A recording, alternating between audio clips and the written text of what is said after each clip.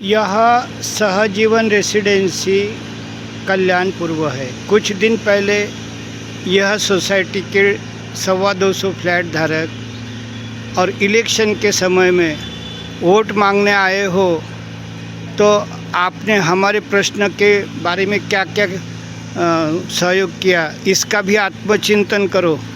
इस प्रकार की न्यूज़ पूरे महाराष्ट्र में काफ़ी तहलका मचाई थी और लोकमत वगैरह ऐसे पत्र, और इसी के साथ आसरोडेकर नाम के एक राष्ट्रीय पत्रकार जो सच्चे देशभक्त है, उन्होंने भी उसका बड़ा चिंतन किया था।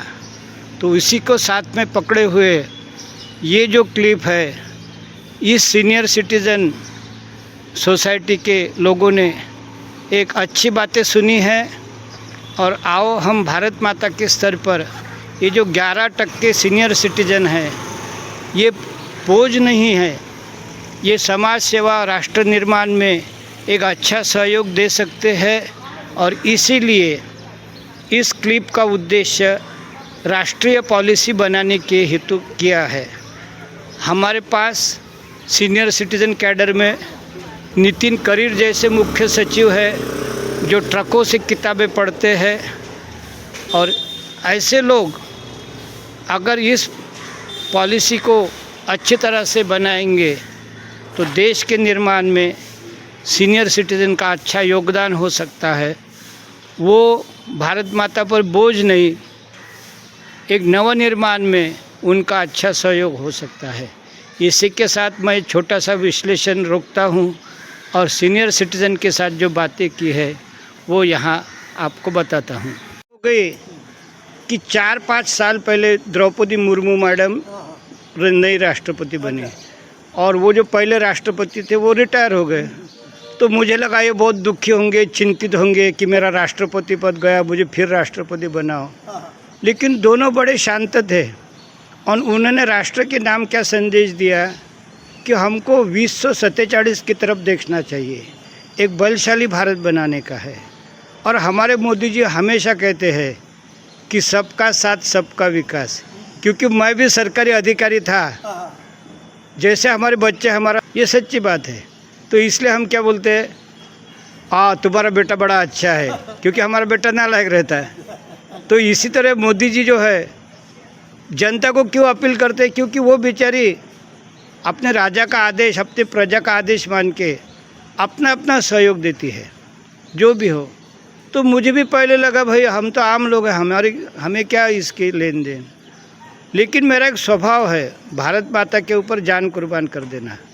जब मैं सर्विस में था तो एक बार मेरे को सुसाइड का टाइम आ गया, क्योंकि मैंने ये आरटीओ का करप्शन कैसे हटाना है लेटर लिखा, लेकिन हम थोड़ी मारेंगे। लेकिन हमारा सेक्रेटरी भगवान जैसे था, उसका नाम था उज्ज्वल उके, और बोले गजानन तूने सच्ची बात लिखी, कोई बुरी नहीं, मैं तेरे को खाली एक छोटा सा मेमो दे दूंगा। तो रिटायर होने के बाद भी फिर मेरे मन में सवाल आया, भाई इतनी बड़ी भारत माता, मेरा क्या लेन देन। लेकिन आहिस्ता आहिस्ता मैं उन दुखों से जुड़ गया और ऐसे जो सुभाष पालेकर जैसे गुणवान लोग हैं, इनसे मेरे को लगा अरे कमाल है। फिर इसी तरह खान पान के विद्या है, मेरा खुद परिवर्तन हो गया। बाकी औरों का छोड़ो, मेरा इतना पेट था, 30 गोलियां लेता था और मैं सोचता था कि अभी मेरी आज उम्र 69 है, तो मैं सोचता था कि मैं तो 62-63 में मर जाऊंगा और शायद हार्ट अटैक से। लेकिन जब मैं उन व्याधियों से मुक्त हुआ तो मैंने सोचा कि यार अपने को तो पेंशन है, अपने को सरकार में लेटर कैसे लिखना है, लोगों के सामने भाषण, ये भी मालूम है। तो चलो हम इस विद्या के लिए समर्पित हो जाते हैं। तो इससे क्या होगा कि मेरी जो दृष्टि है 25 साल आगे निकल गई। अब मैं जब तुमसे बात करता हूँ तो ध्यान से सुनो, मेरे मन में 1000 विचार रहते हैं कि अरे इनका कॉलेज की पोता पोती है, तो अब वो बेचारे PCOS इनफर्टिलिटी के चक्कर में पड़ेंगे, ये विद्या से वो बाहर आ जाते हैं। देखो आज राष्ट्रीय समस्या हो गई, कोई शर्म की लाज की बात ही नहीं रही। बाद में हम लोग दवाइयाँ देते छोटे 4 साल के बच्चे को, 5 साल के बच्चे को। ये विद्या कहती है बच्चे को 2-2, 3-3 चम्मच जूस पिलाओ, बच्चा कभी बीमार नहीं पड़ेगा, क्योंकि ग्रीन पत्तों का जूस हमारे शरीर में जाता, वो क्लोरोफिल रहता। अब तुम लोग मेरे बातों पर भरोसा मत करो, इसके 5-5 दिन के शिविर रहते। हमारे जैसे बूढ़े लोग जाकर सीखेंगे, बहू को बताएंगे, उसका रिकॉर्डिंग दिखाएंगे, उनकी ये बातें समझाएंगे। तो हमारे जो बच्चे हैं, यानी नाती पोती 5 साल के 10 साल के, वो दवाई से बचेंगे। अच्छा, अभी हमारे माता पिता ने बच्चों को टाइप 2 डायबिटीज़, हार्ट अटैक दिया। ये छोटे छोटे बच्चे जो है उनको ये बीमारियां होती है।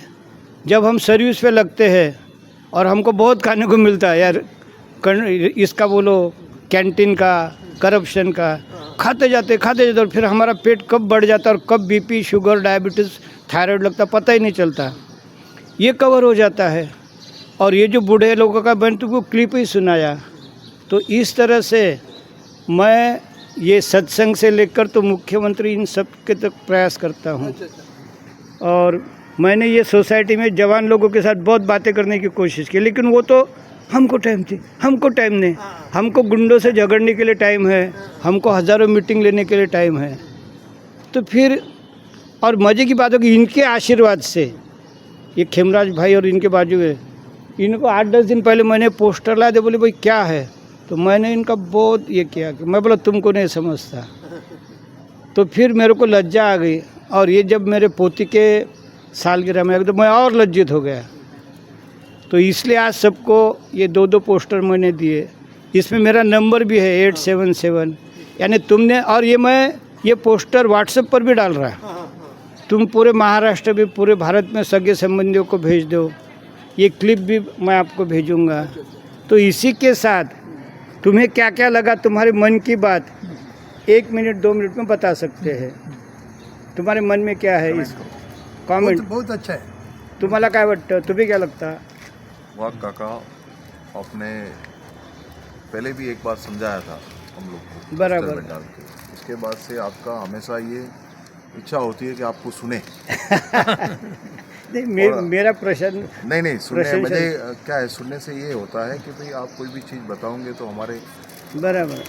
साथ फिर बना। और इससे नॉर्मल डिलीवरी भी होती बहू की, उसका भी उदाहरण मैं आपको भेजूंगा। काका बहुत अच्छा लगा, और आगे भी आपको आप क्या लग रहा? जी बहुत अच्छा लगा। ऐसी ही जानकारी हम सबको बांटते रहे। नहीं, हमारी जिम्मेदारी क्या है, हम सोसाइटी को सुधारेंगे, बिल्कुल हमारे बहू बेटे को सुधारेंगे। एकदम लय भारी, भरपूर चांगलं ज्ञान मिळालं तुमचं। नाही, आणि मला कुठेही घेऊन चला, मी भाडं सीएसटीला घेऊन जाईल हां, आमच्या मोटर मंच आला। बिल्कुल हो फारच चांगलं आणि काय कर, त्यांना सांगा की आपण तसं तर खूप वेळ काढतो साहेबांसाठी, म्हणजे 1-1.5 तास वेळ काढा, कारण मी 5 वर्ष या विद्येसाठी एक सेमिनार ठेवूया। और लोगों को मैं डीप में सिखाऊंगा ये, क्योंकि देखो मैं 5 साल से आमच्याकडे वेळ नसतो ना, 10 ते 15 मिनिटं आटपलं। नहीं, इसलिए